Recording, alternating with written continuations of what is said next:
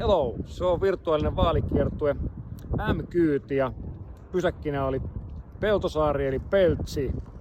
Ollaan tässä Saturnus-päiväkodin kulmilla. Täällä on nuorempana tullut pyörittyä paljonkin.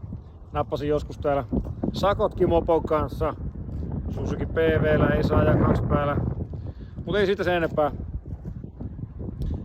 Peltosaari ruvettiin rakentamaan tuossa 70-luvun alussa kerrostaloja. Sittemmin Peltosaari on saanut vähän huonomman kaupunginosan maineen.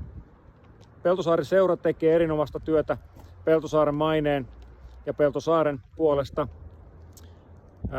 Peltosaaren sijainti on lisäksi aivan loistava. Ihan tuossa keskustan kyljessä ja aseman kyljessä kiinni. Mä oon sitä mieltä, että Peltosaaren kehittämiseen pitäisi panostaa enemmän ja siitä on vastuussa tietenkin ensisijaisesti kaupunki.